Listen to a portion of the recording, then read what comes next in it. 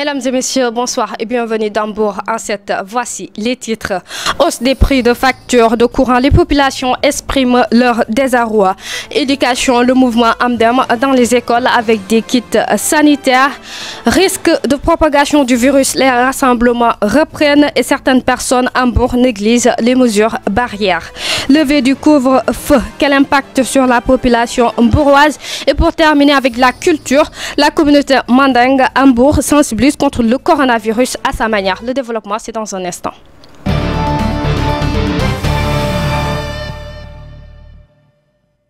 En plus des problèmes d'eau, les Mbourois continuent de vivre dans le calvaire. Cette fois-ci, ce sont des problèmes liés aux coupures d'électricité et à la hausse des factures. Ils sont devenus les maux de la population. C'est un reportage de Oumou Khairou Diouf. Et si on a une famille nombreuse, forcément, la facture va s'élever.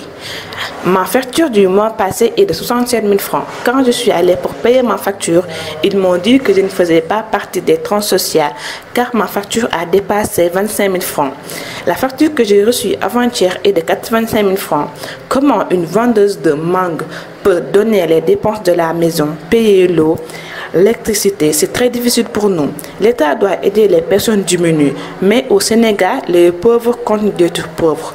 Les riches continuent d'être riches. Le président doit nous aider car le paiement d'eau, d'électricité va nous tuer. C'est nous les femmes qui gèrent les maisons.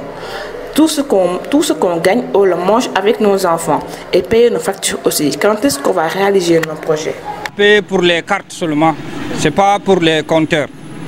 Donc la facture est tellement chère et je ne suis pas content aussi. Parce que j'avais voulu payer la facture, on m'a dit que non. Cette fois-ci, personne ne va payer. C'est le président qui va payer. Donc, par contre, j'ai trouvé que ce n'est pas ça. Donc je ne suis pas content. La facture, la facture peut être chère. Je ne sais pas comment ils travaillent là-bas parce que eux aussi, les machines fonctionnent. Donc, de tout contre-fait, moi, je ne suis pas content parce que j'ai payé double facture, tout simplement. Prochainement, les agents et ceux qui travaillent à la Sénélec, hein, s'il y a problème de paiement, on te dit carrément tu dois payer ou bien tu ne dois pas payer. Mais on te dit tu ne payes pas, après par contre on te dit tu vas payer. Donc ça, la reprise des cours est toujours d'actualité. Le mouvement Amdem s'est rendu dans les écoles avec lesquelles ils sont en partenariat avec des kits sanitaires pour un retour dans les classes sans risque. Ils sont au micro de Mohamed Chomban. Vous savez, nous avons des écoles partenaires. On ne peut pas toucher peut-être toutes les écoles de Mbour, mais nous avons dans tout le département des écoles partenaires. Vous savez, dans chaque année, on organise des cours de vacances gratuits dans les écoles. Ces écoles-là seront prioritaires. Ici, des écoles où leurs directeurs nous ont manifesté leur besoin d'accompagnement en kit sanitaire. Donc ces écoles-là aussi, vraiment leurs souhaits vont être réalisés. Donc nous allons faire le maximum. Nous allons faire le maximum pour aujourd'hui commencer notre premier lancement de kit sanitaire, mais aussi notre deuxième lancement de poubelles pour cette année, parce qu'il y avait une dotation de poubelles qui est déjà destinée dans certaines écoles de Mbour. Aujourd'hui, comme vous avez pu le constater, ici les enseignements-apprentissages peuvent être effectifs, vont être effectifs, parce que rien n'empêche à ce que les enfants commencent avec leurs enseignants les cours. L'école est propre, comme vous avez pu le constater. Il y a les dispositifs sanitaires qui ont été pris dans les classes. Les élèves respectent les gestes barrières.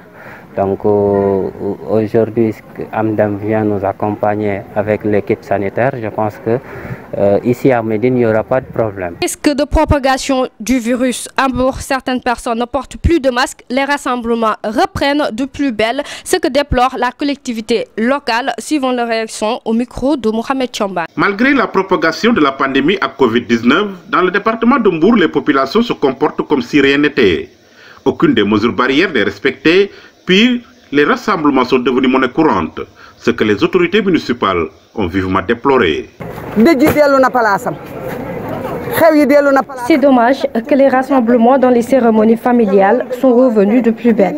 C'est pourquoi nous demandons aux autorités locales, en collaboration avec les délégués de quartier, de prendre toutes les mesures nécessaires pour faire respecter les mesures barrières.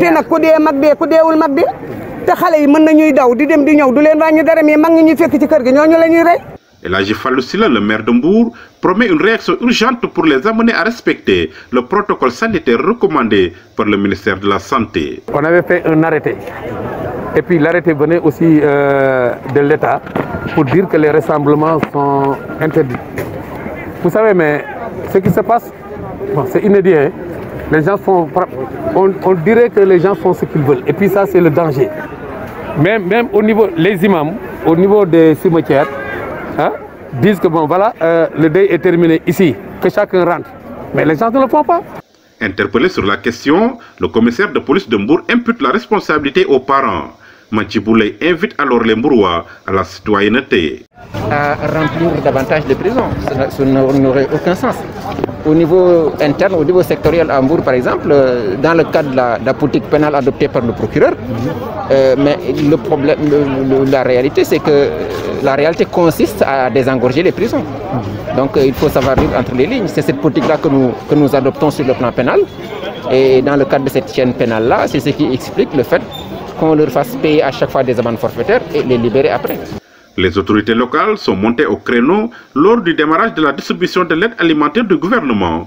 On nécessite plus de couvre-feu. Quelle importance pour la population mbouroise?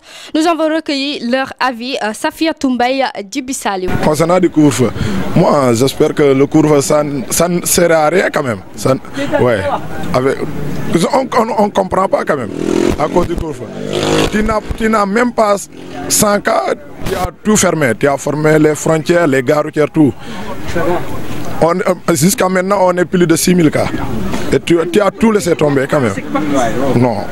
Ça, ce que je pense, c'est une déception quand même. Vous ne pensez pas que c'est une bonne chose? Non, non, non. Franchement, je ne pense pas que c'est une bonne chose quand même. Une centaine de personnes. Mais actuellement, tu as plus de 6000 cas, je te dis. Et tu as tout laissé tomber. Mais donc, franchement, moi, je ne comprends pas quoi. Où est le vrai problème quand même concernant le corona? C'est une vraie maladie qui tue les gens ou bien c'est un lobby ou qu'est-ce qu'on programme ou je ne sais pas quand même, franchement parler. Donc ça veut dire que vous doutez actuellement? Oui, franchement parler. Je doutais à l'époque. Mais depuis que le Khalif général des Mourides a pris une décision de donner son argent, ouais, j'étais un peu compréhensif. J'ai dit non. Parce que comme un Khalif qui sort de sa propre poche de l'argent, je disais que c'est du sérieux quand même. Mais après, tu regardes, mais ça ne te donne rien quand même, franchement parler. Je pensais que tout ça, c'est du tricherie ou bien... Le couvre-feu n'était plus actif depuis longtemps. Le président n'a fait que réglementer sa fin. Je n'ai jamais vu une jeunesse aussi irresponsable que celle-là. La jeunesse est l'avenir de demain. C'est eux qui devaient protéger les adultes, mais ils ne protègent personne, car ils ne se protègent même pas. Ils sont tout le temps dans la rue. Le couvre-feu ne nous a pas empêchés de travailler. Peut-être, au début, la durée de travail était un peu courte. Mais normalement, quand on quitte chez soi à 8 heures, on doit pouvoir retourner à 22 heures pour s'occuper de sa famille. En plus, il y avait de la sécurité. Mais, depuis la levée du couvre-feu, l'insécurité est revenue, car les voleurs sont toujours présents. Le président devait prolonger le couvre-feu, car il y avait moins d'agressions, de vols, et nous étions plus en sécurité. Nous allons terminer cette édition avec la culture. Une sensibilisation pas comme les autres. Le collectif Fandimba s'est rendu dans la forêt, pas pour le kangourou comme à l'accoutumée, mais le combat est tout autre. Comment vaincre le coronavirus est devenu leur préoccupation. Suivant les explications du collectif, leurs propos sont recueillis par Pape Diop.